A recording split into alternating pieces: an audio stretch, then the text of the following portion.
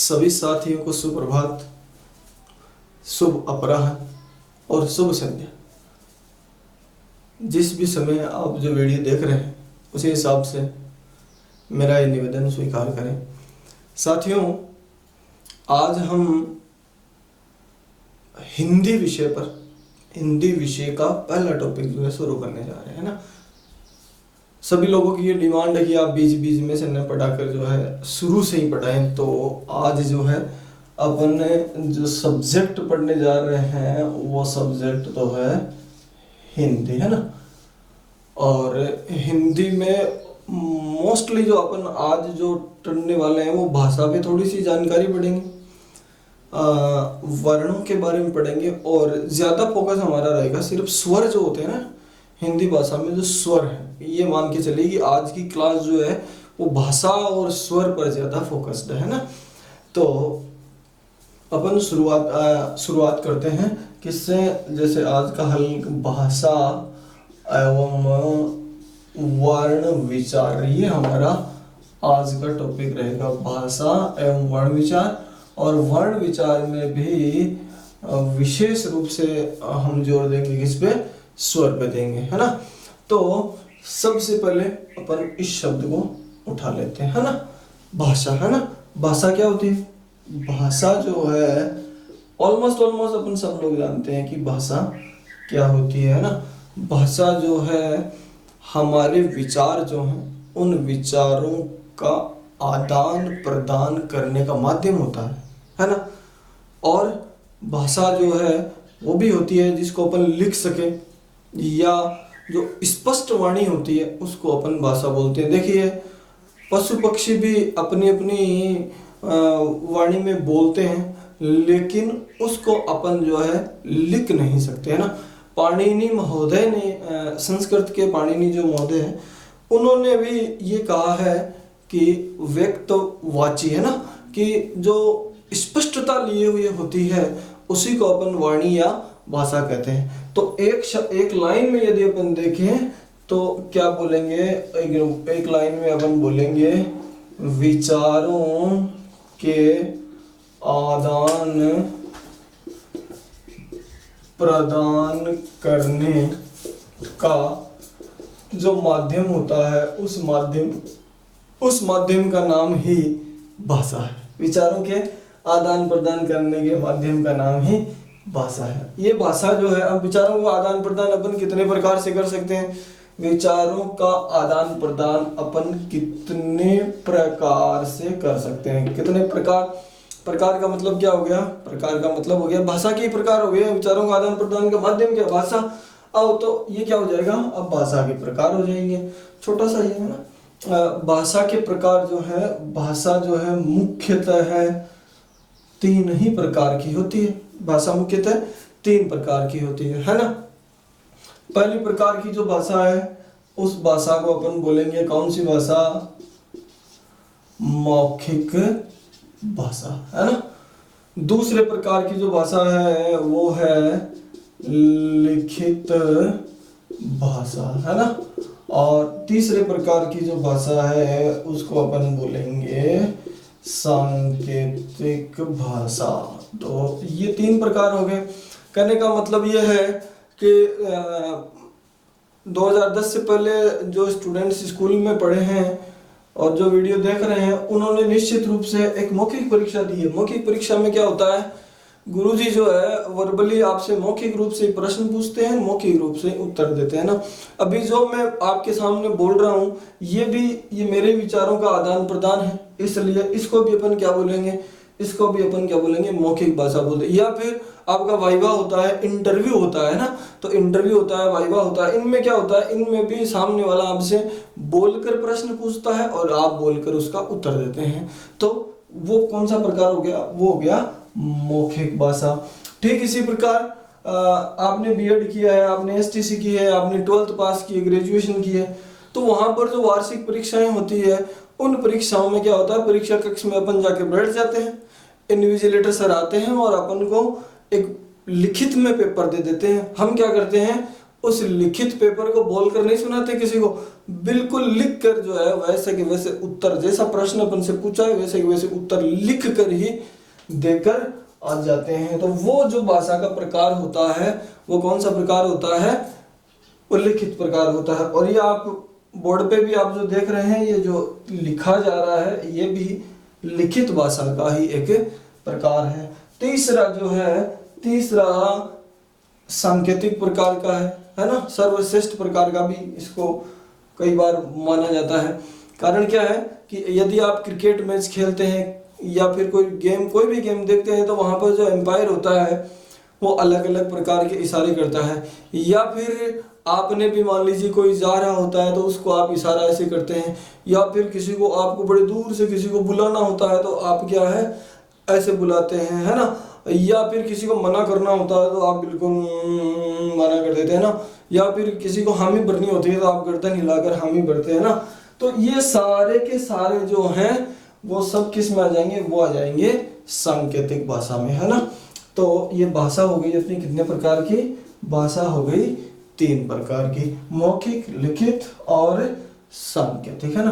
अब अपन आगे चलते हैं। आगे कहाँ चलेंगे, अपन इस शब्द पे एक बार हल्का सा जोर देते हैं, इसके बारे में थोड़ा सा जान भी लेते हैं, है ना, कि ये जो अपना हिंदी जो शब्द है ना वो कहाँ से आया है, क्या है ना। तो जैसा कि मैं आपको थोड़ा सा एक चीज और क्लियर कर देता हूँ, बहुत सारे विद्यार्थियों के से सवाल आते हैं कि क्या सर हिंदी राष्ट्रभाषा है, राजस्थान माध्यमिक शिक्षा बोर्ड की व्याकरण की पुस्तक है उसमें भी पहले प्राकथन जो होता है उसमें ये बात दे रखी है कि हिंदी राष्ट्रभाषा है। लेकिन दोस्तों हमारा देश जो है वो कानून से चलता है और कानून की सबसे बड़ी पुस्तक जो है वो हमारा संविधान है ना। और हमारा संविधान जो है, हमारा संविधान जिसकी जो 8वीं अनुसूची है वो भाषाओं से संबंधित है, जिसमें 22 भाषाएं हैं और वो भाषाएं उनमें से हिंदी को संविधान में कहीं भी राष्ट्रभाषा नहीं कहा गया है। हिंदी को हमारे संविधान में कहा गया है राजभाषा, है ना। और राजभाषा, और अगर आप उसका इंग्लिश वर्जन देखेंगे तो आप पाएंगे कि हिंदी हमारे देश की राजभाषा मतलब क्या है, ऑफिशियल लैंग्वेज है। तो लैंग्वेज का मतलब आप समझ ही गए। और ये इतना सा शब्द है ना, क्या है, ऑफिस। ऑफिस का मतलब जितने भी राज के कार्य होते हैं ऑफिसेज में होते हैं, तो ऑफिस में जो काज की भाषा है वो राजभाषा है। और वो हमारी राजभाषा, हमारे देश की राजभाषा जो है वो हिंदी है। और अंग्रेजी, इसके बारे में अपन एक अलग से क्लास पढ़ेंगे, उसमें अपन पूरा डेप्थ से पढ़ लेंगे। लेकिन अब वो राष्ट्रभाषा लिखने का उद्देश्य ये है कि हमारे देश में जैसे मुगलों के जो आक्रमण हुए या अंग्रेजों के आक्रमण हुए, यानी भक्ति काल जो चला, भक्ति काल में भी जो है हमारे देश को उत्तर से दक्षिण और पूर्व से पश्चिम जो जोड़ने वाली भाषा थी वो हिंदी थी। 1857 की क्रांति थी, तो अब अलग अलग आंध्र प्रदेश का व्यक्ति जो है वो तेलुगु बोलता है, कश्मीर का व्यक्ति जो है वो उर्दू बोलता है, उड़ीसा का व्यक्ति उड़िया बोलता है, बंगाल का बांग्ला बोलता है, गुजरात का गुजराती बोलता है। तो उनको जब आपस में कम्युनिकेट करना होता है तब वो जो है एकमात्र भाषा ऐसी है जो है हिंदी में वो कम्युनिकेट कर सकते हैं। तो हिंदी में कम्युनिकेट करने के कारण केवल और केवल हमारी हिंदी को हमारे हिंदी प्रेमी भावनात्मक रूप से ही सिर्फ इसको कौन सा दर्जा दे दिया, राष्ट्रभाषा का दर्जा दे दिया, है ना। तो हालांकि अधिकृत रूप से हिंदी हमारे राष्ट्र की राष्ट्रभाषा नहीं है, लेकिन हम जो है, आप भी जो है मान लीजिए कभी रामेश्वरम घूमने जाएं, तो रामेश्वरम घूमने जाएंगे तो आपको तमिल लैंग्वेज तो आती नहीं है, और आपकी राजस्थानी भी जो है वो जो अपनी राजस्थानी हरियाणवी जो भी है वो उन तमिल लोगों को नहीं आती है। तो आप और वहाँ के लोग जिस भाषा में कम्युनिकेट करेंगे, बातचीत करेंगे, वो जो भाषा रहेगी वो हिंदी रहेगी, और वही भाषा आपको भावनात्मक रूप से एक दूसरे से जोड़ेगी, है ना। इसलिए जो है हमारी इस हिंदी को हम राष्ट्र प्रेमियों ने भावनात्मक रूप से राष्ट्रभाषा घोषित किया गया, जबकि हिंदी हमारे संविधान के अनुसार हमारे देश की राजभाषा ही है। ठीक है, ये एक छोटा सा कंसेप्ट था जो आपको क्लियर करना जरूरी था। अब अपन आगे चलते हैं। हाँ जी, अब जो है ये हमारी हिंदी जो है, हिंदी भाषा जो है आप सब जानते ही हैं कि संस्कृत जो है उसको हिंदी भाषा की जननी, हिंदी भाषा की माता कहा जाता है। ठीक है, और संस्कृत से चलते चलते जो है संस्कृत से फिर पाली, पाली से फिर प्राकृत, प्राकृत से फिर अपभ्रंश, और अपभ्रंश से फिर कौन सी भाषा तैयार हुई अपने लिए, वो हुई है हिंदी। तो हिंदी की जो विकास यात्रा है वो इतनी लंबी, आप इसको याद भी रखेंगे। अपन जब भी तत्सम तद्भव की क्लास लेंगे तब ये जो है, ये जो क्रम जो है हमारे बड़ा काम आएगा ना। संस्कृत, पाली, प्राकृत, अपभ्रंश और हिंदी, ये जो है विकास यात्रा हमारी हिंदी की है।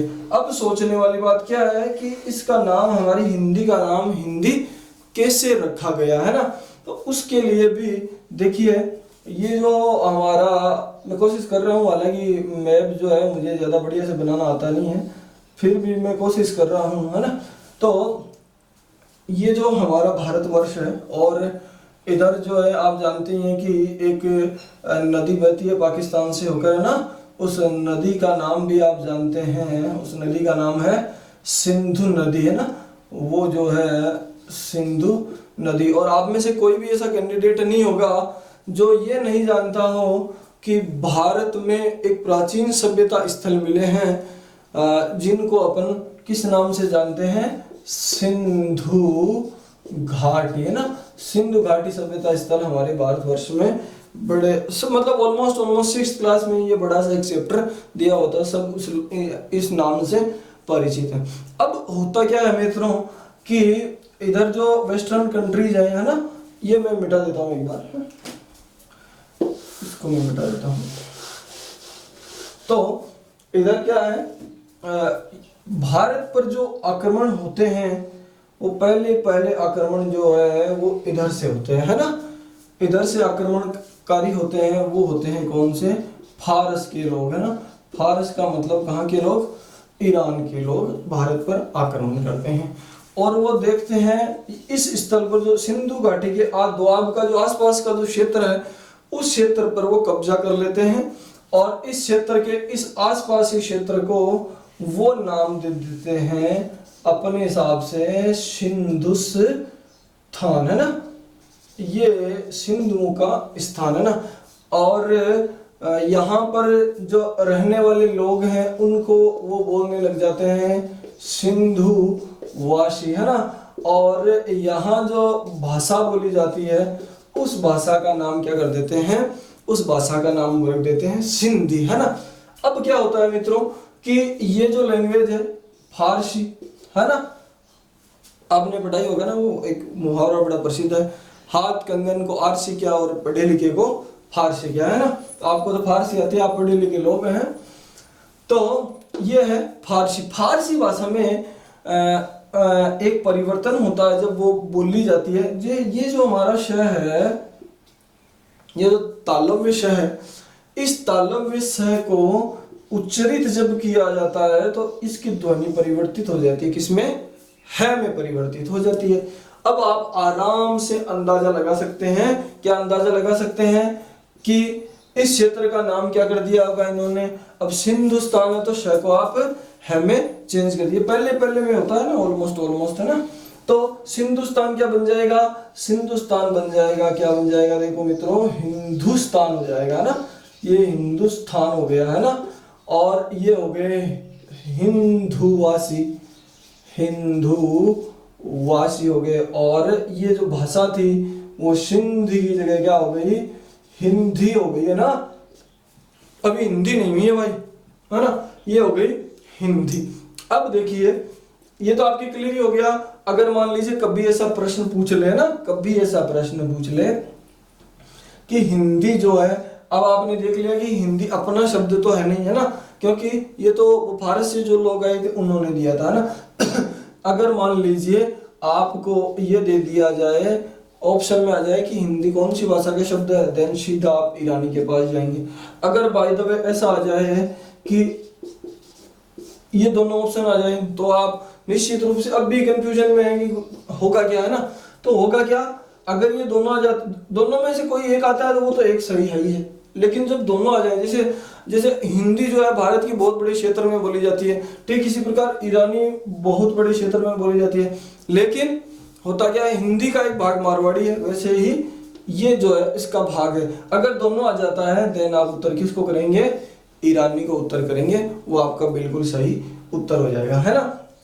तो अब क्या होता है कि अपने पास एक शब्द बचा हुआ है, कौन सा वाला है, हिंदी, है ना, ये वाला शब्द है। लेकिन हमारी एक प्रवृत्ति होती है ना, हमारी क्या प्रवृत्ति होती है, अगर अपन को कोई शब्द बोलने में जोर आ रहा होता है ना, तो उसको अपन क्या कर देते हैं, रश्वीकरण कर देते हैं, है ना, उसको थोड़ा कम जोर देके बोलने लगे। जैसे मान लीजिए किसी को क्या बोलना है, मान लीजिए ये शब्द है मास्टर साहब, है ना, ऐसा शब्द है ना।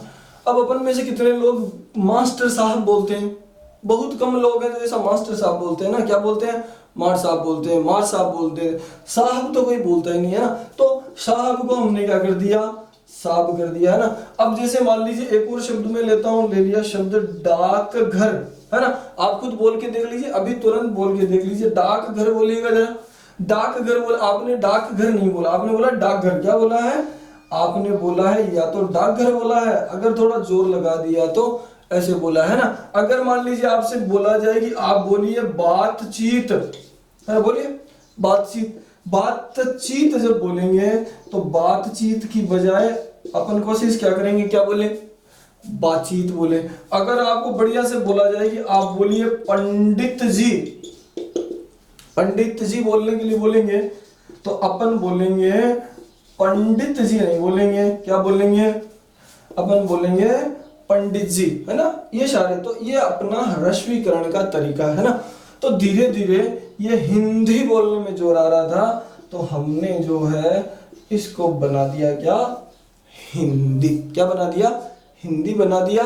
ये हिंदुस्तान बन गया और ये हिंदुआसी बन गई। बात समझ में आ गई, बस ये इतनी सी बात है ना। तो एक बात इसमें से मोस्टली तो आपको क्या याद रखनी है, ये याद रखनी है, ये आपको पता होना चाहिए ना कि हिंदी शब्द बना कैसे है, ठीक है। अब अपन आगे चलते हैं, है ना। ये रश्मीकरण का तरीका जो है हम सब जो है दैनिक जीवन में भी अपनाते रहते हैं सारे लोग, है ना। अब अपन बात करेंगे, शुरू करेंगे ना अपना वर्ण विचार। ये भाषा की बात तो इतनी छोटी सी थी, है ना।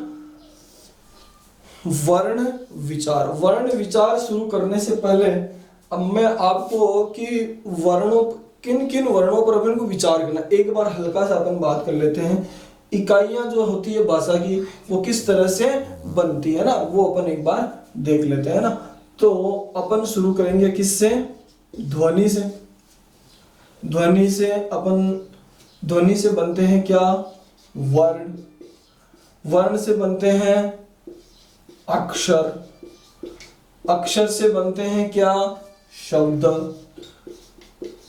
शब्द बदलते हैं किसमें, पद में, पद बनाते हैं क्या, वाक्य, वाक्य बनाते हैं क्या, अनुच्छेद, है ना। तो इस तरह से जो है अनुच्छेद, या जो इसको ही अपन क्या बोल देंगे, अनुच्छेद से ही हमारे विचार जो है लोगों के सामने प्रकट होते हैं, है ना।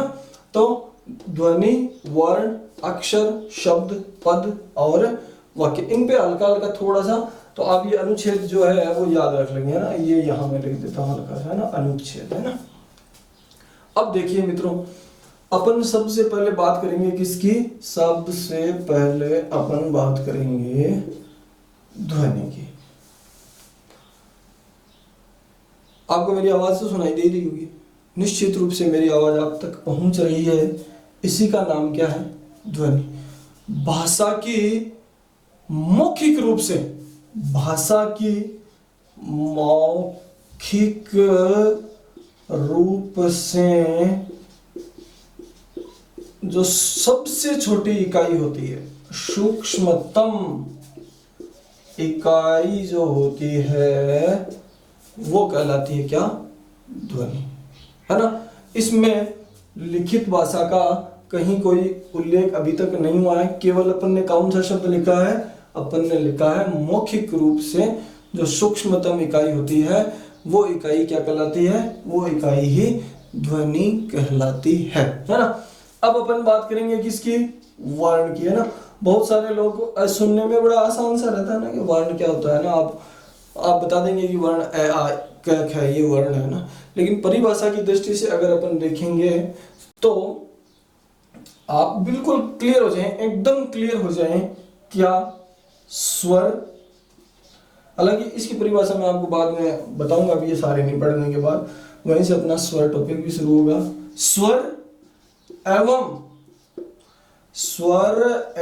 स्वर रहित व्यंजन, स्वर एवं स्वर रहित व्यंजन जो है वो क्या कहलाते हैं? वो कहलाते हैं वर्ण, है ना। स्वर आप जानते ही हैं कि ए आ है ना, जैसे ए है ना, आ है। ठीक इसी प्रकार जैसे क है लेकिन ये स्वर रहित है, ग है लेकिन ये स्वर रहित है, तब जाके अपने पास क्या तैयार हो जाता है? वर्ण तैयार होके आ जाता है। ठीक, अगला अपन ने क्या लिखा है? अगला अपन ने लिखा है अक्षर, है ना। अक्षर को जो है भारतीय शास्त्र अक्षर को मानता है जो शाश्वत, जो कभी नष्ट नहीं होता, क्षरण जिसका नहीं होता, नष्ट जो नहीं होता है वो माना जाता है क्या?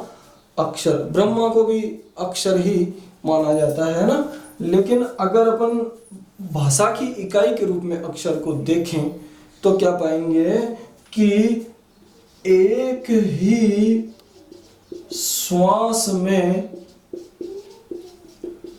उच्चारित वर्ण, एक ही श्वास में उच्चारित वर्ण, है ना। जैसे अभी अभी मैंने बोला ना, है ना, तो ये जो ना है इसको आप अक्षर बोल सकते हैं। कारण क्या है कि इस ना को मैंने एक सांस में बोला ना, या मैं इसको बोलना चाहता था कैसा बोलता? ने आ, ऐसा भी बोल सकता था ना भाई। इसके टुकड़े करता तो मैं ऐसे भी टुकड़े कर देता। यदि इसकी जगह में हाँ बोलता, है ना, हाँ बोलता तो है और आ, है ना। तो ये जो है, ये स्थिति जो है अक्षर की नहीं है ना। अगर मैं बोलता भी तो इसका अर्थ स्पष्ट नहीं होता, है ना। तो ऐसे वर्ण जो एक ही श्वास में एक ही साथ उच्चारित किए जाते हैं, जिनके टुकड़े नहीं किए जा सकते। एक जो है दो परिभाषाएं इसकी निकल कर आती है। एक ये चीज, इसको भी अपन अक्षर बोलते हैं, कौन से? स्वरों को। और स्वर रहित व्यंजन को भी अपन अक्षर बोल सकते हैं। कारण क्या है कि इनको भी इनका क्षरण नहीं होता, है ना, इनका क्षरण नहीं होता। तो इस शब्द के अनुसार तो जो है उत्तर होता है ये। लेकिन व्याकरणिक कोटि की दृष्टि से अगर अपन देखते हैं तो इसका उत्तर क्या होगा? एक ही श्वास में उच्चारित वर्ण जो है वो क्या कहलाते हैं? वो कहलाते हैं अक्षर, है ना। जैसे मान लीजिए आपने बोला जी, है ना, बोल रहे हैं, जैसे मैं आपसे पूछ रहा हूँ तो आप बोले जी, हाँ, ना, है ना। तो ये सारे के सारे जो हैं वो किसकी कोटि में आते हैं? वो अक्षर की श्रेणी में आते हैं। अब अपन चलते हैं आगे, है ना। ध्वनि, वर्ण, अक्षर। अब अपन लेते हैं शब्द। शब्द को आप सब लोग जानते हैं, है ना। शब्द क्या होते हैं? शब्द क्या होते हैं? वर्णों का सार्थक समूह। वर्णों का सार्थक समूह। सार्थक शब्द आते ही आपको समझ जाना चाहिए कि ऐसा वर्ण समूह है, यानी स्वर और व्यंजनों का ऐसा समूह है जो अपना कोई न कोई अर्थ निश्चित रूप से रखता हो। वो जो है वर्ण समूह क्या कहलाता है? वो कहलाता है क्या? शब्द कहलाता है ना। अब अपन आगे चलेंगे तो ये लिख दिया अपन ने पद। ये तो कई बार ही प्रश्न पूछ लिया जाता है ना, 2-3-4 बार तो मेरी परीक्षाओं में मैंने खुद इसको ऐसे प्रश्न का सामना किया है। पद क्या है? जब अपन इस शब्द को उठाकर, है ना, कौन से को? जब अपन शब्द को उठा लेते हैं और कहाँ प्रयोग कर देते हैं, वाक्य में प्रयोग कर देते हैं ना। क्या हो जाएगा, वाक्य में प्रयुक्त शब्द जो है वो क्या कहलाता है, वो कहलाता है पद। पर यही उत्तर में भी यही लाइन लिखी हुई आती है कि वाक्य में प्रयुक्त शब्द ही क्या कहलाता है, पद कहलाता है। उसके बाद अपन आगे चलते हैं, आगे कहाँ चलेंगे, आगे चलेंगे अपन वाक्य में, है ना। वाक्य तो आप जानते ही है ना, वाक्य क्या है, दो या अधिक पदों का, है ना। पद का मतलब क्या हो गया, पद का मतलब वाक्य में प्रयुक्त शब्द, पदों का सार्थक समूह क्या कहलाता है, वाक्य कहलाता है। ये सारे के सारे अपने आगे पूरे चैप्टर में जब अपन कंप्लीट करेंगे, आगे जो जो बढ़ेंगे तब आ जाएंगे ना। और अंतिम क्या बचा, अंतिम आपने बताया था कि यह है अनुच्छेद। अनुच्छेद क्या हो गया, दो या दो से अधिक वाक्यों का जो समूह होता है वो क्या कहलाता है, जो अपना संपूर्ण अर्थ जो है प्रकट करता है और अपने अर्थ की दृष्टि से, सार्थकता की दृष्टि से जो अपना एक निश्चित अर्थ रखता है, उसकी दृष्टि से भाषा की जो सूक्ष्मतम इकाई है वो क्या मानी जाती है, शब्द मानी जाती है ना। तो ये छोटे छोटे टर्म थे, है ना। ध्वनि, वर्ण, एक बार आप पढ़ते जाइएगा। ध्वनि मौखिक रूप से भाषा की सूक्ष्मतम इकाई ध्वनि है, और स्वर एवं स्वर रहित व्यंजन जो है वो वर्ण कहलाते हैं, और एक ही श्वास में उच्चारित वर्ण जिनके टुकड़े हो पाना संभव नहीं है, टुकड़े हो जाते हैं तो वो अपना अर्थ खो देते हैं, वो क्या कहलाते हैं, वो अक्षर कहलाते हैं। उसके बाद शब्द पे आ जाइए, वर्णों का सार्थक समूह शब्द कहलाता है। उसके बाद पद पे आ जाइए, वाक्य में प्रयुक्त शब्द जो है वो पद कहलाता है। उसके बाद वाक्य में आ जाइए, वाक्य में क्या है, दो या दो से अधिक पदों का सार्थक समूह क्या कहलाता है, वाक्य कहलाता है। अनुच्छेद, इन वाक्यों का सार्थक समूह ही क्या कहलाता है, अनुच्छेद कहलाता है। अब अपन आगे बढ़ते हैं, अब अपन आगे चलते हैं, है ना।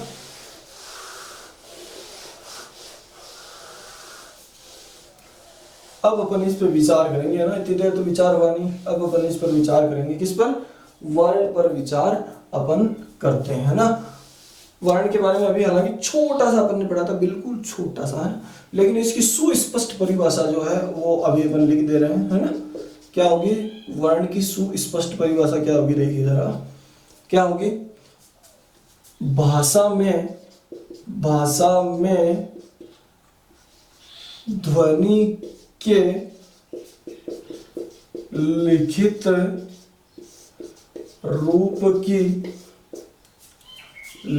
रूप की सूक्ष्मतम इकाई जिसके और टुकड़े कर पाना संभव नहीं हो, क्या कहलाती है, वर्ण कहलाती है। बिल्कुल इत्मीनान से देख लिए, ध्वनि भी आपने पढ़ रखी है भाई, अभी भी ध्वनि पढ़ी है, भाषा का लिखित रूप भी आपने पढ़ा है ना। और सूक्ष्मतम इकाई का मतलब ये है कि जो बोल रहे हैं उसका छोटे से छोटा भाग है, जो लिख रहे हैं उसका छोटे से छोटा भाग है, और जिसके टुकड़े कर पाना संभव नहीं। अगर मान लीजिए इतना समझाने के बाद भी समझ में नहीं है तो भी अपन को घबराने की बिल्कुल जरूरत नहीं है। देखिए मित्रों, अपन एक शब्द लेते हैं ना, एक शब्द अपन ने ले लिया, जैसे शब्द लिया अपन ने राम। कौन सा शब्द ले लिया, राम, है ना। अब आप में से कोई बलशाली लोग है ना, वो क्या करेंगे, इस राम शब्द को तोड़ने की कोशिश करते हैं। राम शब्द को तोड़ेंगे, हथौड़ा मारेंगे, पत्थर मारेंगे, तो राम जो है किन किन वर्णों में बिखरेगा वो अपन देखते हैं। एक तो राम में को तोड़ेंगे तो इधर देख लेते हैं, राम में ये र और वर्ण विच्छेद तो आपको आना ही चाहिए मेरे हिसाब से, है ना। र और आ, है ना, ये मिला हुआ है। फिर इसको, इसमें आगे क्या, मैं और ए मिला हुआ है ना। अगर मान लीजिए आप इतना तोड़ लेते हैं तो ठीक है, अगर इतना नहीं तोड़ पाते, रा अलग हो जाता है और मैं अलग हो जाता है, तो वर्तमान में जो है ये अक्षर जरूर है लेकिन वर्ण नहीं, है ना। कारण क्या है कि इसके और टुकड़े हो सकते हैं। अब मान लीजिए आप रापे मारते हैं तब जो है क्या निकलता है, रे और आ निकलता है। मैं पे मारते हैं तो मैं और ए निकलता है ना। तो इनके जैसे आपने पत्थर मारे तो ये चीजें निकल के आई। अब आप क्या करेंगे, आपको जो है राम को तोड़ा तो रा और मैं मिला, रा को तोड़ा तो रे और रा मिला, मैं को तोड़ा तो अब जो है आप में जोश है तो आप क्या करेंगे, और जोर से मारेंगे, और जोर से मारेंगे तो ये भाई साहब बिल्कुल टूटेंगे नहीं, पिचक जाएंगे। देखिए छोटे छोटे हो जाएंगे बिल्कुल। देखो बेचारे इतने छोटे छोटे हो गए, लेकिन कतई जो है ये टूटे नहीं है। अब ये जो नहीं टूटे, देखो जिनके टुकड़े कर पाना संभव, इनके टुकड़े कर पाना संभव नहीं है। तो यही जो है हमारे क्या है, यही हमारे वर्ण है। ये वर्ण की परिभाषा भाई है ना, तो यही हमारे क्या है, वर्ण है ना। ये आपने पढ़ी रखे हैं, ए भी आपने पढ़ रखा, आ भी पढ़ रखा, रे भी पढ़ रखा, मैं भी पढ़ रखा है ना। इनका भी अपना एक वर्गीकरण होता है, निश्चित रूप से इनका एक अपना वर्गीकरण होता है। अपन उस वर्गीकरण पे चलते। ये बात तो समझ में आ गई, एक बार मैं दोबारा समझा देता हूँ ना, अगर बाय द वे समझ में नहीं आई है तो मैं इस उदाहरण से आपको एक बार दोबारा से समझा देता हूँ ना। क्या कहना चाह रहे हैं, कहना ये चाह रहे हैं कि जैसे मान लीजिए ये शब्द है ना, इसको आपने टुकड़े किए तोड़ा तो ये दो शब्द निकल के आए। इन शब्दों को आपने पुनः तोड़ा तो ये चार वर्ण निकल के आए है ना, ये चार वर्ण निकल के आए। अब आपने फिर इनको तोड़ने की कोशिश की, लेकिन ये टूटे नहीं, टूटने की बजाय क्या हो गए, ये पिचक गए। इसलिए जो है ये जो है अखंडित इकाई है, लिखित इस ध्वनि की ये सूक्ष्म लिखित रूप की सूक्ष्मतम इकाई है, इसलिए ये क्या है, ये अपने आप में वर्ण है ना। आई होप कि अब तो समझ में आ गया होगा ना। अब अपन पढ़ते हैं, अभी आपके सामने ए आ मैं रे थे ना, तो अपन एक बार क्या पढ़ेंगे, अपन पढ़ेंगे वर्णों के प्रकार है ना, वर्णों के प्रकार। तो आप बहुत अच्छे से जानते हैं, जरा बताइए तो कितने प्रकार के होंगे। वर्ण मुख्यतः है दो प्रकार के होते हैं। कितने प्रकार के होते हैं वर्ण, वर्ण दो ही प्रकार के होते हैं। पहले जो है वो होते हैं स्वर वर्ण। कौन से वर्ण, स्वर वर्ण। और दूसरे जो वर्ण हैं वो कहलाते हैं व्यंजन वर्ण। ये दो प्रकार के वर्ण हैं। तो जैसे अपन ने स्टार्टिंग में ये कहा था कि आज हमारा जो टॉपिक जो बेसिकली ज्यादा फोकस्ड रहेगा वो किन पे रहेगा, वो स्वर वर्णों पे ज्यादा फोकस्ड रहेगा। तो अपन इनको देख लेते हैं ना, बाकी सब मिटाते हैं और अब अपन पूरा का पूरा ध्यान किस पे लगाते हैं, स्वर वर्णों पर अपना ध्यान लगाते हैं। आइए जरा, ये है स्वर वर्ण है ना।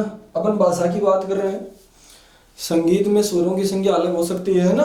संगीत में जो है 7 स्वर माने जाते हैं, लेकिन भाषा में अपन अभी स्वर पढ़ेंगे कि कितने स्वर होते हैं, है ना। तो पहले तो अपन ये देख लेते हैं कि स्वर होते क्या है ना। स्वर क्या होते हैं, वे वर्ण जो बिना किसी अन्य वर्ण की सहायता से,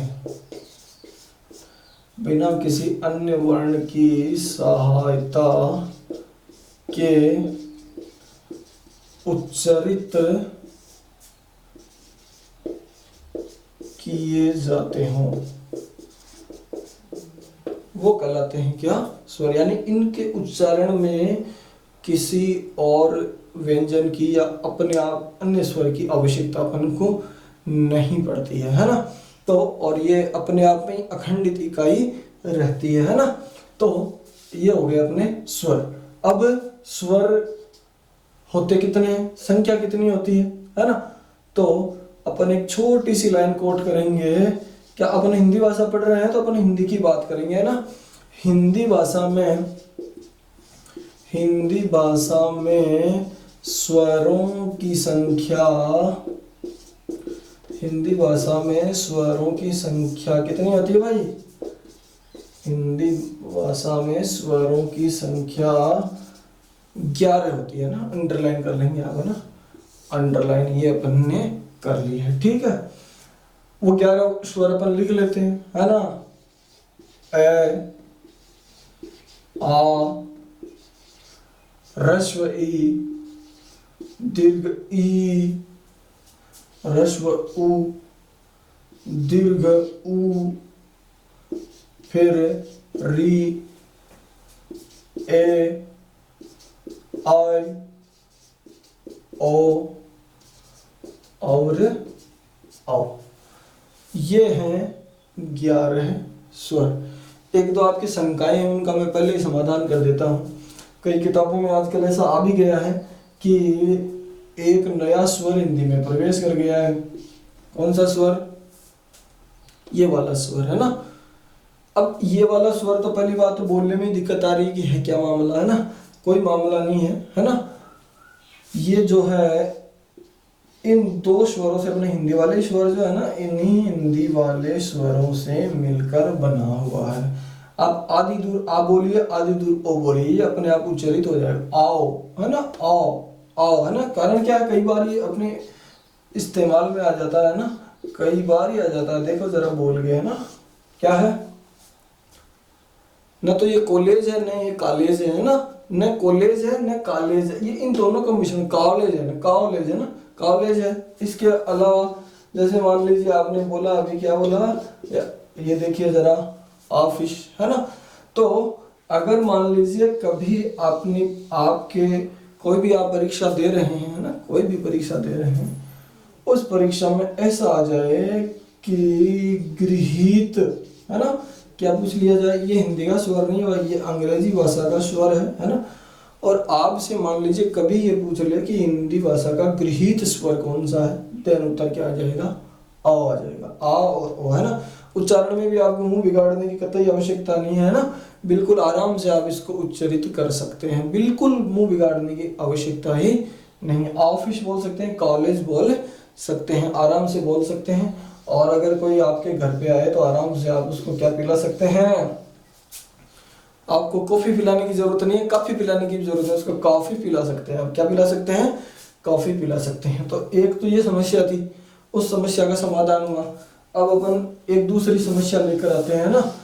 तो जितनी जितनी समस्याएं हैं वो सारी समस्याएं जो अपन यही खत्म करते हुए चलते हैं। इसके अलावा जब अपन पढ़े थे ना, जब अपने गुरुजी ने एलकेजी यूकेजी में अपन को सिखाया था, है ना, तो इसके बाद भी अपन को एक तो सिखाया था अन और एक सिखाया था अह, है ना।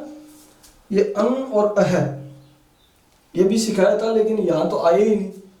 इसका मतलब क्या हुआ? हमारे गुरुजी ने, आपको डाउट करने की बिल्कुल जरूरत नहीं, गुरुजी ने बिल्कुल सही सिखाया था अपन को, है ना। ये तो दोनों है, इन दोनों को भाषाई दृष्टिकोण से कहा जाता है अयोगवाह। क्या कहा जाता है? अयोगवाह, है ना। योगवाह का मतलब होता है योग को वहन करने वाले। अब इसके आगे अ उपसर्ग लग गया तो ये जो है नकारात्मक अर्थ में आ गया, यानी जो योग को वहन नहीं करते। देखिए मित्रों, एक मैं आपको उदाहरण देता हूं। जैसे मान लीजिए ये तो है क, है ना, और ये है दीर्घ ई, है ना।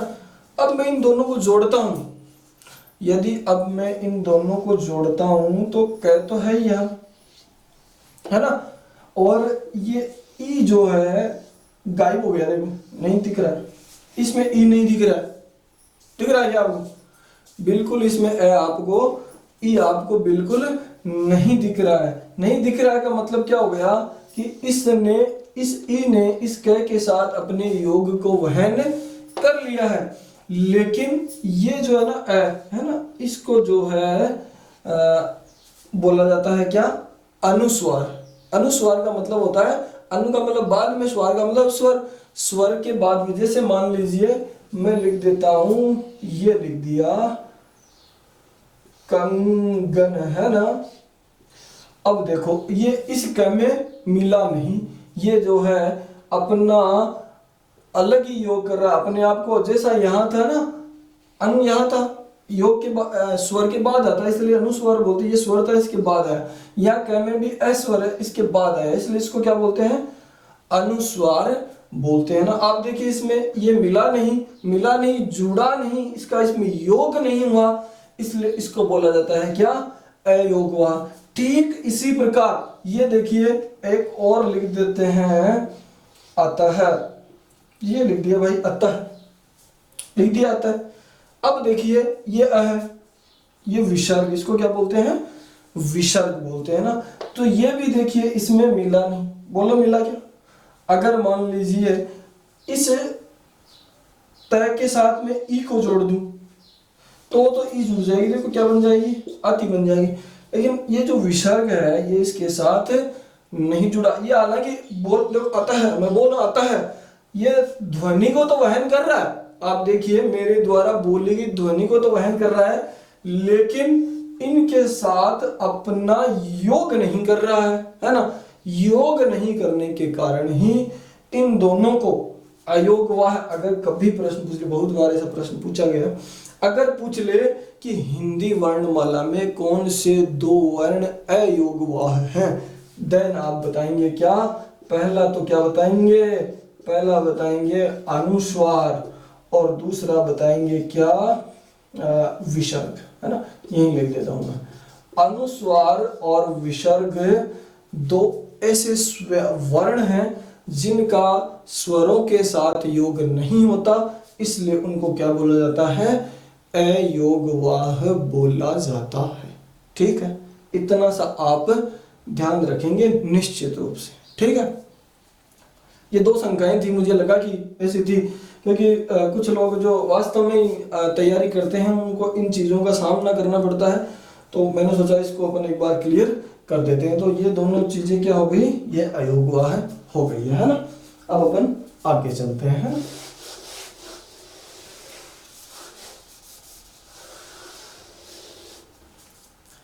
आगे चलते हैं और अपन एक छोटी सी चीज देखते हैं कि उत्पत्ति के आधार पर, किसके आधार पर, उत्पत्ति के आधार पर स्वर।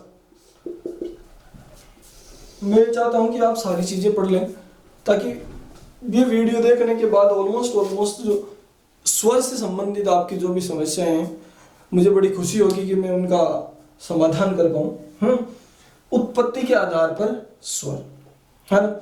उत्पत्ति के आधार पर स्वर जो है, कभी, हालांकि ऐसा प्रश्न आया नहीं, लेकिन फिर भी बाय द वे कभी आ जाए तो आप इत्मीनान से क्या लिख देंगे, आप इत्मीनान से लिख देंगे कि उत्पत्ति के आधार पर जो स्वर होते हैं वो दो प्रकार के होते हैं, है ना। पहला जो स्वर है, जो उत्पत्ति के आधार पर पहला जो प्रकार है वो है मूल स्वर। देखो ऐसा प्रश्न तो आया हुआ है परीक्षा में, है ना। मूल स्वर या मूल स्वर के अलावा भी इनको बोला जाता है क्या, एकल स्वर, है ना। यानी जो सभी स्वरों के मूल में है वही क्या है, वो मूल स्वर है या एकल स्वर है। तो हिंदी भाषा में जो है मूल जो स्वर हैं उनकी संख्या कितनी मानी गई है, उनकी संख्या मानी गई है 4। कितनी संख्या मानी गई है, 4 जो है मूल स्वर माने गए। अब प्रश्न कैसे बनता, 4 जहां आ गया 3 जहां आ गया, तो वहां प्रश्न क्या बनता, निम्नलिखित में से कौन सा एक मूल स्वर नहीं, ऐसा प्रश्न बन जाता है ना। तो मूल स्वर कौन कौन से हो गए, मूल स्वर हो गए ए, मूल स्वर हो गया ई, मूल स्वर हो गया उ और मूल स्वर हो गया री, है ना।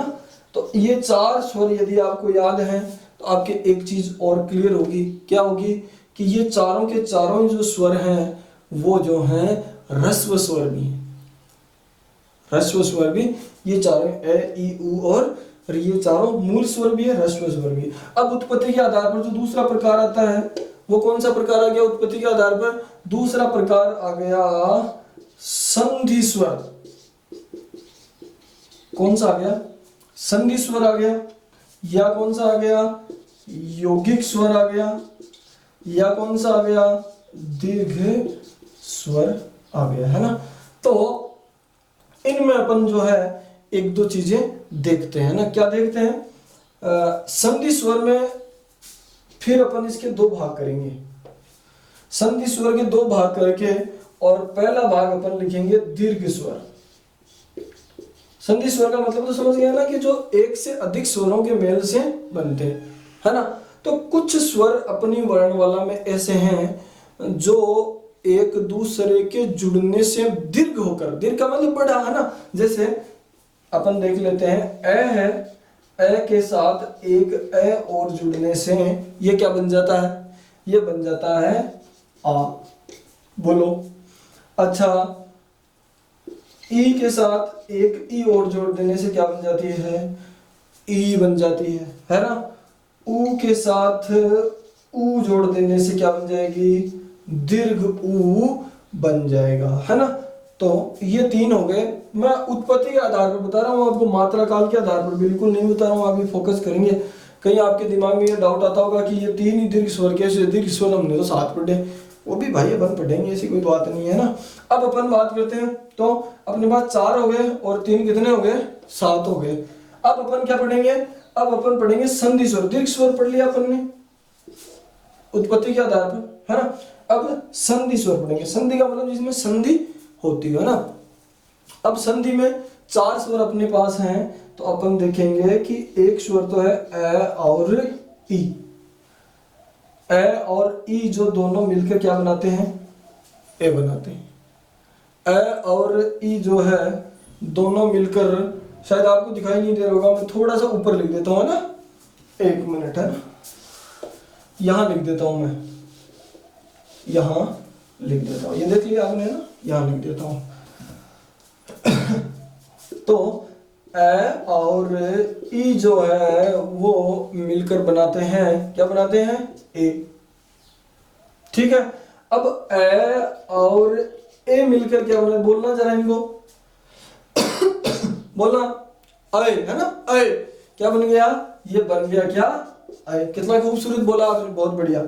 अच्छा, अब जो है ए और ऊ जो है वो मिलकर क्या बनाएंगे, वो बनाएंगे क्या, ओ बना देंगे, है ना, ओ बना देंगे। अरे ये काम आएंगे, उच्चारण स्थान में भी काम आएंगे, आपको बताएंगे हम, है ना। और जो है ए और ओ, है ना, ओ, क्या ए और ओ दोनों को उच्चरित करके आप बताइएगा जरा, ये क्या बन जाएगा, ये बन जाएगा औ, है ना। तो उत्पत्ति के आधार, ये कई बार ऐसे भी प्रश्न पूछ लिए जाते हैं ना, ऐसे प्रश्न की ये जो औ जो है, हालांकि बहुत सूक्ष्म इसका विश्लेषण है, लेकिन फिर भी कहीं ना कहीं काम आ जाता है। अपने परीक्षा में एक दो नंबर से भी मान लीजिए अपन पीछे छूटते हैं, तो वैसा हमारे साथ नहीं होना चाहिए। तो इसको आप आराम से देख लेंगे, है ना।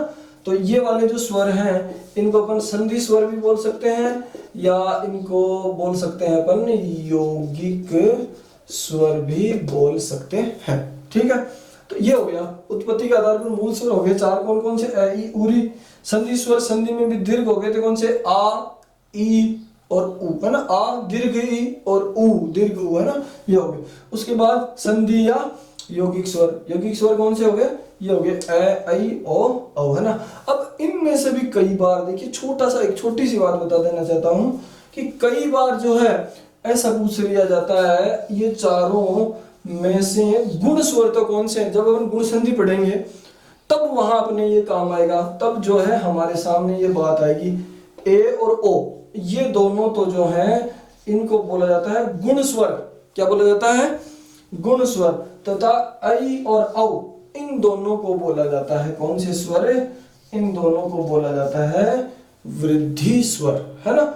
ये दोनों अपने ए और ओ ये दोनों तो गुण, और ऐ और औ ये दोनों जो हैं वो है वृद्धि स्वर। तो इनको आप किसमें याद करेंगे, उत्पत्ति के आधार पर स्वर भेद में आप इनको याद करेंगे निश्चित रूप से, है ना।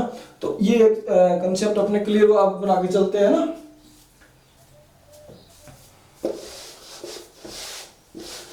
आगे चलेंगे अपन।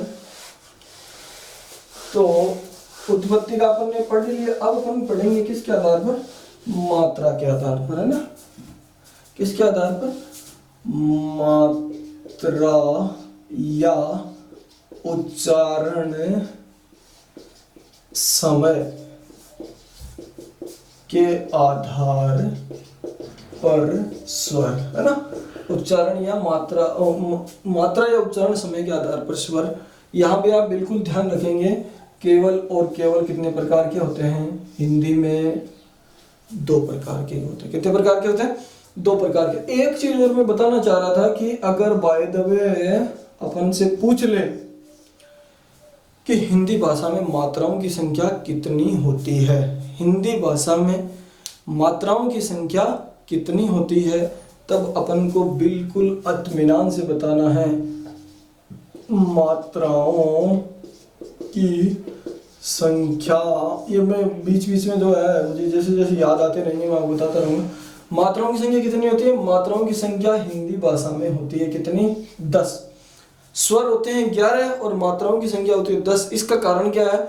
इसका कारण ये है कि ए जो स्वर है उसकी कोई मात्रा नहीं होती है। याद रखेंगे ना, ए स्वर की कोई मात्रा नहीं होती है ना। तो आ की मात्रा अपन इस तरह से प्रेजेंट करते हैं, लिखते हैं। आ की मात्रा ऐसे लिखते हैं ना। उसके बाद छोटी ई आती है तब उसकी मात्रा अपन ऐसे लिखते हैं। फिर दीर्घ ई आती है उसकी मात्रा अपन इस तरह से लिखते हैं, है ना। फिर जो है ऊ, ह्रस्व ऊ आता है, इसकी मात्रा ऐसे लिखते हैं। दीर्घ ऊ आता है, इसकी मात्रा आप ऐसे लिखते हैं। फिर री आता है, उसकी मात्रा अपन ऐसे लिखते हैं। ए आता है, उसकी मात्रा ऐसे लिखते हैं। आई आता है, उसकी मात्रा ऐसे लिखते हैं। औ आता है, उसकी मात्रा ऐसे लिखते हैं। ओ आता है, उसकी मात्रा ऐसे लिखते हैं।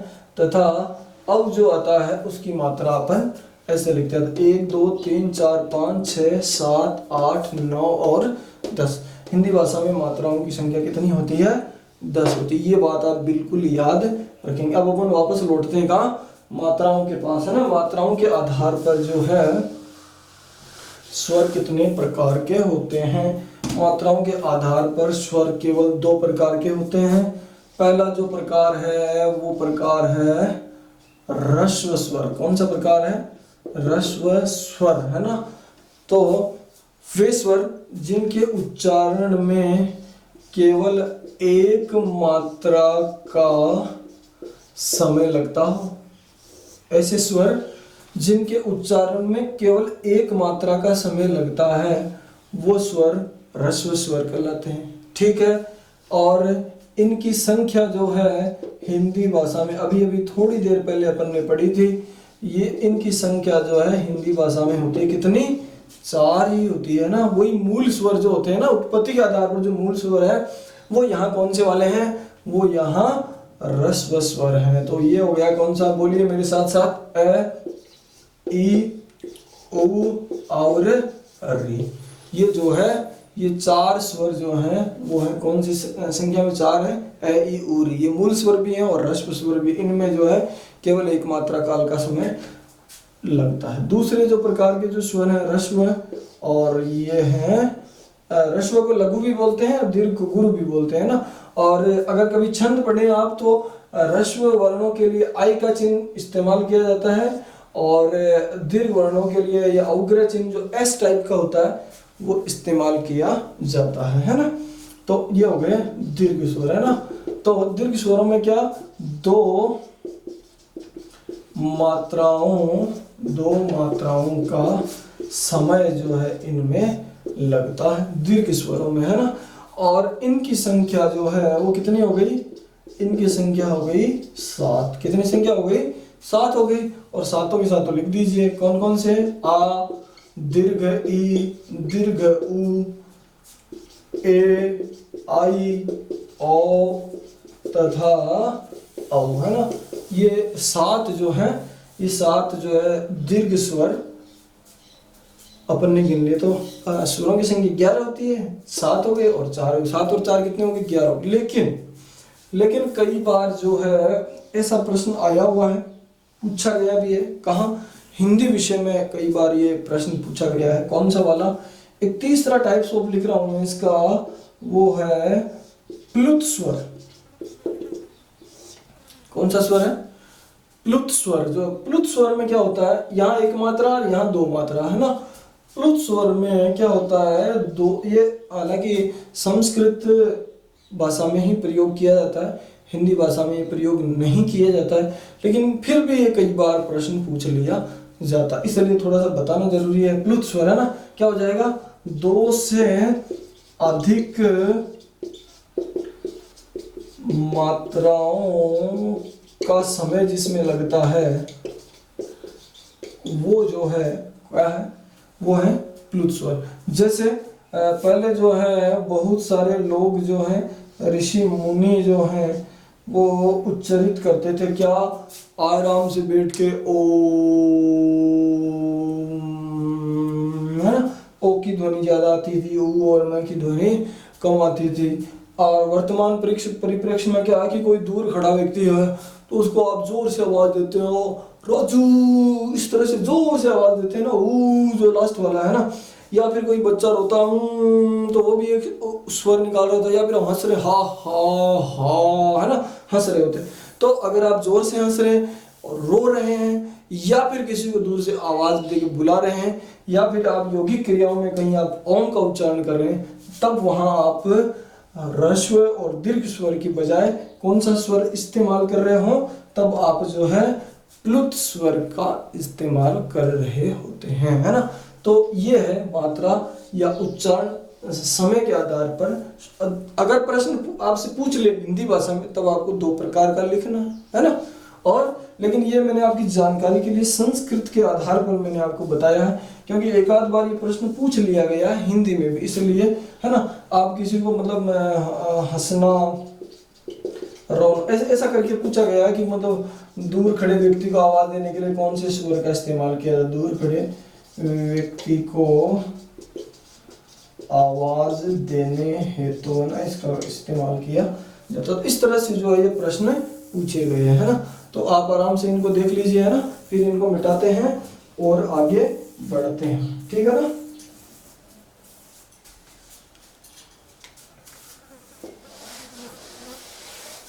ये देखिए, तो अपन ने मात्रा, एक तो अपन ने उत्पत्ति के आधार पर पढ़ लिया है ना, एक अपन ने क्या पढ़ लिया, एक अपन ने पढ़ लिया मात्रा या उच्चारण समय के आधार पर अपन ने पढ़ लिया, है ना। अब अपन पढ़ेंगे औष्ठाकृति। औष्ठाकृति के आधार पर स्वर, है ना। औष्ठ का मतलब होठ होता है हमारे, क्या होते हैं, होठ, है ना। होठों की आकृति जब अपन बोलते हैं स्वरों को, तो होठों की आकृति के आधार पर जो है वो स्वरों को कितने भागों में विभाजित किया गया है ना। तो औष्ठाकृति के आधार पर भी स्वरों को कितने भागों में विभाजित किया गया है, औष्ठाकृति के आधार पर भी स्वरों को दो भागों में विभाजित किया गया है। हालांकि इसका तीसरा टाइप भी आएगा, है ना। तो पहला जो प्रकार है इसका वो है वृत्तमुखी, वृत्तमुखी स्वर, है ना। ये एक्चुअली कोई ज्यादा गूढ़ स्तर की परीक्षाएं होंगी उनमें पूछा जाएगा, है ना। बाकी सामान्य परीक्षाएं हैं उनमें इस प्रकार के प्रश्न कम ही पूछे जाने की संभावनाएं होती, कम ही पूछा जाता है ऐसा सवाल, है ना। वृत्तमुखी बता देता हूँ क्या होता है। वे स्वर जिनको अपन बोले तब हमारे होठ जो है वृत्त के समान यानी गोल गोल जो है हो जाए, वो क्या कहलाते हैं, वो कहलाते हैं वृत्तमुखी, है ना। क्या हो जाए, वृत्त के समान क्या हो जाए, गोल गोलाकार हमारे होठ हो जाए, वो जो है। अब आप खुद 11 स्वर बोल के देख लीजिए, ए आ ई उ ऊ री ए आई ओ औ, है ना। तो आप बोल के देखेंगे तो आप इत्मीनान से देख लीजिए, कोई दिक्कत नहीं है। एक तो आप बोलिए ऊ, अब जैसे आप बोलेंगे तो ऊ में जो आपके होठ जो है क्या हो जा रहे हैं, देखिए दोनों इधर से भी और उधर से भी गोल हो जा रहे हैं ना, ऊ ऊ हो जा रहे हैं। ओ देखिए जरा, ओ फिर गोलाई आ रही है, औ, है ना। और अगर आप फंसाना चाहें यहाँ तो आप आप अपना वाला जो अभी तो थोड़ी देर पहले गृहीत स्वर लिया था ना, वो भी यहाँ पर आप लिख सकते हैं ना। तो ऊ ऊ ओ औ, है ना। ये चारों स्वर जो हैं वो वृत्तमुखी होते हैं, यानी हमारे होठ जो उनमें गोल होने लगते हैं, इनका उच्चारण जब अपन करते हैं। तो एक वृत्तमुखी हो गया, तो दूसरा क्या हो जाएगा, हालांकि ये है सरल, है ना, पढ़ लेना चाहिए मेरे हिसाब से तो ना। अवृत्तमुखी स्वर, अवृत्तमुखी स्वर यानी जिनमें होठ जो है गोल न होकर क्या होते हो, फैलते हो, है ना। तो अब आप समझ गए होंगे ना कि ये अगर चार वृत्तमुखी हो रहे हैं तो बाकी के कहाँ जाएंगे, बाकी कहाँ जाएंगे, बाकी निश्चित रूप से मतलब कहाँ जाएंगे, होठ जो है फैलते हो, सिकुड़ते नहीं हो, है ना। तो कौन कौन से हो जाएंगे, मैं एक स्वर छोड़ दे रहा हूं। देखिए आ में गोल नहीं हो रहा, देख लीजिए आप। ई में भी गोल नहीं हो रहा है। ई हो रहा है क्या, नहीं हो रहा। री देखिएगा जरा, ए और आई, ये देखिए इनमें जो है हमारे होठ जो है या तो खुले के खुले रह रहे हैं या हल्का सा फैल रहे हैं, इसलिए इनको कहा जाता है कौन से स्वर, अवृतमुखी स्वर कहा जाता है। बात आई समझ में। अब देखिए अपन ने 1 2 3 4 5 6 यहाँ पे ले लिए, 4 यहाँ पे ले लिए, तो 10 हुए। एक कहीं ना कहीं बच गया, कौन सा बच गया, उसको आप लिख सकते हैं कौन सा, उदासीन स्वर, है ना। उदासीन स्वर यानी ऐसा स्वर जिसको उच्चारित करते समय होठों की आकृति पर कोई प्रभाव नहीं पड़ता हो, वो होता है उदासीन स्वर। ये थोड़ा महत्वपूर्ण भी है, कई बार ऐसा प्रश्न पूछ लिया गया है कि कौन सा स्वर उदासीन स्वर, उस आकृति के आधार पर कौन सा स्वर उदासीन है ना, तब आप बोलेंगे कौन सा, अ जब आप बोलेंगे तो आपके होठों पर जो है कोई प्रभाव नहीं पड़ेगा, इसलिए ए को क्या बोलेंगे आप, ए जो है एक प्रकार का कैसा स्वर है, ए एक प्रकार से उदासीन स्वर है ना। तो आप ध्यान रखेंगे वृत्तमुखी उ ओ औ, यानी होठ जब गोल होते हों, अवृतमुखी जब होठ फैलते हों या फिर कोई उन पर कम प्रभाव पड़ता हो, है ना, होते हैं आ ई री ए आई। और जो उदासीन जिनका होठों पर कोई प्रभाव नहीं पड़ता, वो कौन सा हो गया, है ना। तो ये एक हल्का सा आप वर्गीकरण भी देख लेंगे कि 3 प्रकार का वर्गीकरण हमारे पास आ गया। अब अपन आगे आगे बढ़ते हैं ना, आगे चलते हैं।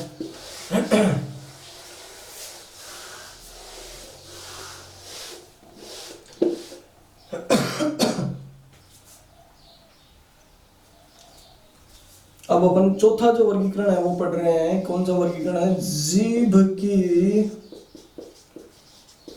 स्थिति के आधार पर स्वर। ये भाई जरूर आप पढ़ लीजिएगा ना, ये बहुत जरूरी भी है। ये जीभ की स्थिति के आधार पर अभी आप उच्चारण मेरे साथ करके भी देखेंगे, है ना। जीभ की स्थिति के आधार पर मैं ये चाह रहा हूँ कि अगर आप ये वीडियो देख लेंगे तो आपको किसी किताब को पढ़ने की जरूरत नहीं रहेगी और इत्मीनान स्वर के मामले में आप कहीं अटकेंगे नहीं, ये मेरा विश्वास है ना। तो जीभ की स्थिति या उसके भाग के आधार पर, क्रिया के आधार पर जो है वो स्वर जो है वो 3 प्रकार के होते हैं, है ना। जो पहला प्रकार तो जो है वो जो है ये है अग्र स्वर, यानी ऐसे स्वर जिनको उच्चारण करते समय हमारे जीभ के आगे का भाग, हमारी जीभ के आगे का भाग, ये वाला हिस्सा जो है वो अधिक सक्रिय रहता है ना। लिख देते हैं अपन, जीभ के आगे का भाग क्या रहता है, अधिक सक्रिय रहता है। वो कौन से स्वर होते हैं, वो होते हैं अग्र स्वर होते हैं, है ना। और ये कौन कौन से हैं, है ना, ये कौन कौन से हैं देखिए जरा, ये हैं आपके, जब आप बोलेंगे ई, जीभ का आगे का भाग देखिए या तो उठ जा रहा है या जीभ या तो हल्की सी आगे आ जा रही है। देखिए जीभ जब आप ई बोलेंगे, ई बोलिए जरा, ई बोलेंगे तो आपकी जीभ हल्की सी आगे आ रही है, ई आ रही है आगे, हल्का सा भाग ऊपर से उठ भी रहा है ना। बोलिएगा री बोलिए, री में तो पूरी जीभ ही क्या कर रही है, कंपन कर रही है ना। बोलिएगा ए जीभ ऊपर जा रही, आगे का ही भाग सिर्फ है ना, देखिएगा। और क्या बोलिएगा, आई, है ना। तो ई री ए आई, है ना। ये 5 जो हैं वो क्या है, अग्र स्वर है। क्या है, 5 अग्र स्वर है ना। उसके बाद अपन चलेंगे तो अपन चलते हैं कहाँ, मध्य स्वर, है ना। अब आप मध्य स्वर नाम आते अपने आप समझ गए होंगे, क्या समझे, अपने आप क्या समझे, अपने आप ये समझ गए कि जीभ का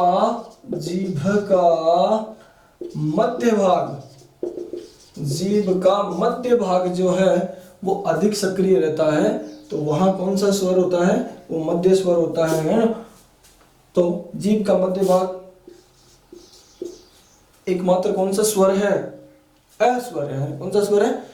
अ स्वर है, जिसको अपन उच्चारित करते हैं तब जो है ये मध्य भाग अधिक सक्रिय रहता है। तीसरा जो प्रकार है वो है कौन सा वाला? पश्च स्वर है ना। कौन सा स्वर है? पश्च स्वर। पश्च स्वर का मतलब जीभ के पीछे का भाग क्या रहता है?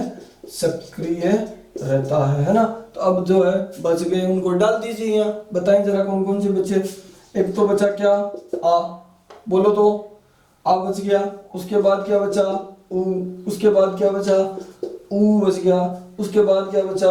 ओ। आप देख लीजिए, खुद बोल के देख लीजिए। ओ है ना, ओ, आ, ऊ, है ना। पीछे से जीभ क्या हो जा रही है? उठ जा रही है ना। ओ और औ है ना। पहले जो है जीभ का पीछे का हिस्सा काम करता है और तब जाके हम उच्चारण कर पाते हैं। तो ये जो है ये 5 जो है पश्च स्वर है, 5 जो है अग्र स्वर है और एक क्या है? मध्य स्वर है। ये किसके आधार पर है? जीभ की स्थिति के आधार पर उच्चारण है इनका। ठीक है, अब अपन आगे चलते हैं। चलेगा? अब एक महत्वपूर्ण, ज्यादा बड़ा हो जाने लग रहा है। अब एक फिर भी एक महत्वपूर्ण है, बड़ा है ना, बड़ा ही महत्वपूर्ण है, तो उसको अपन देखेंगे, उसके बाद अपन आगे बढ़ेंगे। हैं अब देखिए, उच्चारण स्थान के आधार पर, उच्चारण स्थान के आधार पर स्वर। ठीक है, उच्चारण स्थान के आधार पर स्वर अपन सबसे पहले देख लेते हैं। कौन से? कंठे स्वर। कंठे स्वर यानी जिनके उच्चारण की मूल ध्वनि कंठ में स्थित है ना। ऐसे केवल कितने अपने पास स्वरों की संख्या टोटल कितने? 11। आप अपने यहाँ पर काउंट करेंगे ना। कंठे स्वर, कंठे स्वर कितने हो गए? कंठे स्वर हो गए केवल ए और आ, ये 2 है कंठे स्वर। आगे अपन व्यंजन पढ़ेंगे तब वो पूरा सूत्र पढ़ देंगे। अकुह विसर्जिया नाम कंठ है ना, तो उसको अपन खोल के उसकी व्याख्या भी कर लेंगे। लेकिन यहाँ ये ध्यान रखना जरूरी है कि ए और आ जो है वो कौन से स्वर है? कंठे स्वर है। आगे चलते हैं। कंठ के बाद क्या आता है? तालव्य स्वर है ना। तालव्य स्वर कौन कौन से हैं? तालव्य स्वर है आपके पास वही 2 है ना, ई और ई। ठीक है, तालु के बाद क्या आता है? तालु के बाद आती है क्या? मूर्धा है ना। मूर्धा, मूर्धन्य, मूर्धन्य स्वर। मूर्धन्य स्वर कितने हैं? मूर्धन्य स्वर भी कितने हैं जरा बताएं तो? मूर्धन्य स्वर है केवल एक। कौन सा? री है ना। री जो है, क्योंकि चूंकि हिंदी में दीर्घ री होता नहीं है, इसलिए एकमात्र री होता है। तो मूर्धन्य स्वर कौन सा हो गया? री हो गया है ना। अब चौथा कौन सा है? चौथा है औष्ठ्य। कौन सा है? औष्ठ्य स्वर। औष्ठ्य स्वर कौन कौन से? जिनमें होठों की सहायता ली जाए। ऐसे स्वर जिनको बोलने में होठों की सहायता ली जाए वो होते हैं औष्ठ्य स्वर। तो ये हो गए कौन कौन से? ओ, उ तथा दीर्घ ऊ है ना। ऊ और ऊ, ये देखिए ओठ जो है फिर वही व्रत वाली व्रतमुखी स्वर है ना। पांचवा है कंठ तालव्य। कंठ तालव्य है ना। कंठ तालव्य कौन कौन से हो गए? कंठ तालव्य हो गए ए और आई है ना। ये आप याद कीजिए है ना। क्या याद कीजिए? जब जो है इनको अपन ने संधि स्वर से बनाया था। क्या बनाया था? ए और ई से बनाया था। तो ए तो क्या हो गया? कंठ, और ई क्या हो गया? तालव्य। ये देखिए, ये ए किससे बनाया था? कंठ से। भाई अपन ने जब संधि की थी इनकी तब इस तरह से की थी। अब भाई ये तो कंठ है और ये ई तालव्य है, तो ये क्या हो गया? कंठ तालव्य हो गया। ठीक है ना। इसी प्रकार जो है ये हो गया क्या? कंठोष्ठ। क्या हो गया? कंठोष्ठ। कंठोष्ठ में भी अपन ने क्या किया था? बताएं जरा। ए और उ को देख लीजिए कहाँ है? उ ये ओष्ठ और ए कंठ है ना। तो ये हो गया क्या? ओ तथा औ। ये जो है ये हो गई क्या? कंठोष्ठ। ठीक है ना। तो इस तरह से जो है ये उच्चारण स्थान के आधार पर केवल स्वर पूछ ले तो आपके पास कितने हैं, 1 2 3 4 5 6 7 8 9 10 और 11 है ना। बाकायदा यहाँ लिख दीजिए कितने प्रकार के होते हैं स्वरों के उच्चारण स्थान, कितने प्रकार के होते हैं। बहुत डेप्थ का प्रश्न है ना, बहुत डेप्थ का, तो आप याद रखेंगे इसको। 6 प्रकार के जो है स्वरों के उच्चारण स्थान माने जाते हैं, है ना। तो ये अपना 5वां वर्गीकरण था जो कंप्लीट हो गया है। अब अपन आगे बढ़ते हैं। तो अब अपन ने 5वां प्रकार भी पढ़ लिया है, क्या, उच्चारण स्थान के आधार पर स्वरों का वर्गीकरण। अब अंतिम जो वर्गीकरण है वो अपन पढ़ने जा रहे हैं, वो ये है ना। थोड़ा सा कुछ ज़्यादा ही बड़ा हो जा रहा है, लेकिन फिर भी ताकि कंसेप्ट तो अपना कम से कम क्लियर रहे, कोई दिक्कत नहीं, बड़ा हो जा रहा है तो, है ना। ये है मुख खुलने या जीभ की स्थिति के आधार पर स्वर, ना, कम ज्यादा खुलता रहता है ना मुख, है ना, उसके आधार पर, है ना। तो यहाँ पर लिख देते हैं कि इस आधार पर हमारे स्वर जो हैं वो 4 प्रकार के होते हैं, है ना। देखिए पहला प्रकार है, छोटा सा ही बोलिए ना, ज्यादा बड़ा नहीं है, ये है समृद्ध स्वर बोलते हैं या उच्च स्वर बोल देते हैं, कभी कभी बोल देते हैं। इनमें क्या होता है कि हमारी जीभ जो है वो पूरी ऊंचाई पर होती है, जीभ जो है पूरी ऊंचाई पर होती है और मुख लगभग ऐसा लगता है जैसे बंद हो गया हो, है ना। समृद्ध का मतलब ही क्या होता है, समृद्ध का मतलब होता है, क्या होता है, बंद होना, है ना। तो ये हमारे पास केवल जो है ऐसे 5 ही स्वर हैं। कितने समृद्ध स्वर कितने हैं, वो 5 हैं। कौन कौन से 5 हैं, एक तो है अपने पास ई ऊ। ये आप ना वीडियो खत्म हो जाने के बाद आराम से प्रैक्टिस करके देख लेना, जो जो चीजें बताई जा रही है आप उच्चारण करके देखेंगे तो आपका मुंह जो है पहले अभी बंद है, अभी थोड़ा सा खुलेगा, फिर और थोड़ा ज्यादा खुलेगा, अभी बिल्कुल एकदम खुल जाएगा ना। तो आप ध्यान रखेंगे। और एक है अपने पास री। ये 5 जो हैं वो समृद्ध या उच्च स्वर की श्रेणी में आते हैं, है ना। दूसरा है अर्ध समृद्ध, है ना। क्या हो गया, अर्ध समृद्ध, है ना। अर्ध समृद्ध में क्या हो गया कि यहाँ तो पूरा बंद है ना, तो समृद्ध से थोड़ा अधिक खुला, है ना, या थोड़ा कम बंद, है ना, हमारा मुख जो है वो रहता है ना। समृद्ध से थोड़ा अधिक खुला हुआ हमारा मुख रहता है। तो यहाँ केवल और केवल कितने स्वर आएंगे अपने पास, यहाँ केवल 2 ही स्वर आएंगे। एक तो आ जाएगा ए, क्या आ जाएगा, एक तो आ जाएगा ए और एक आ जाएगा क्या, औ। क्या, ए और ओ, ये 2 ही स्वर जो हैं हमारे यहाँ समृद्ध में, अर्ध समृद्ध में आएंगे। फिर तीसरा जो प्रकार है वो है विवृत। क्या है, बोलो तो, विवृत। विवृत का मतलब होता है खुला हुआ, यानी हमारा मुंह जो है पूरी तरह क्या हो, खुला हुआ हो। वहां कौन सा स्वर है, विवृत। अब आप उच्चारण करिए आ, तो आ बोलेंगे ना तो पूरा का पूरा मुंह जो है हमारा पूरा खुला हुआ। एक तो आप ई बोलिएगा, ई बोलेंगे तो पूरे उच्चारण अवयव जो है हमारे मुंह को बंद कर लेते हैं। एक आप बोलिए आ बोलेंगे तो उच्चारण अवयव हमारे पूरी तरह खुल जाते हैं ना।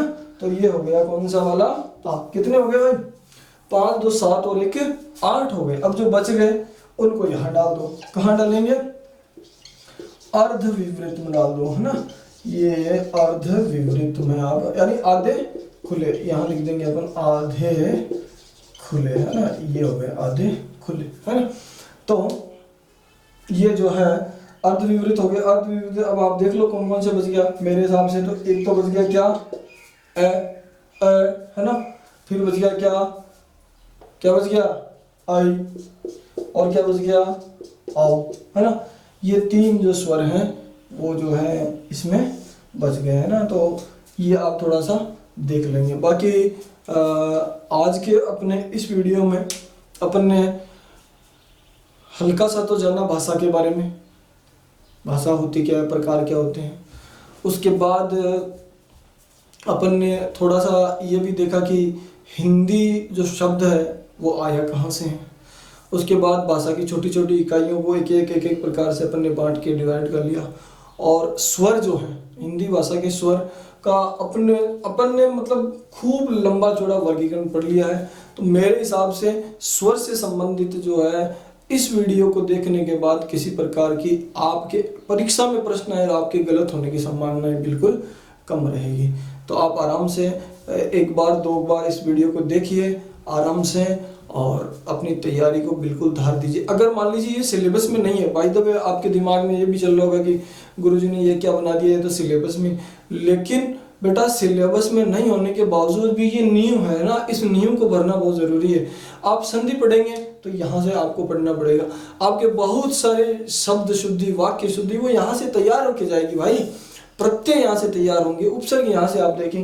तो अधिकतर चीज़ें जो है वो आप यहाँ से अगर सिलेबस में बाय द वे नहीं है तो भी आप इन चीज़ों को सीखेंगे, है ना।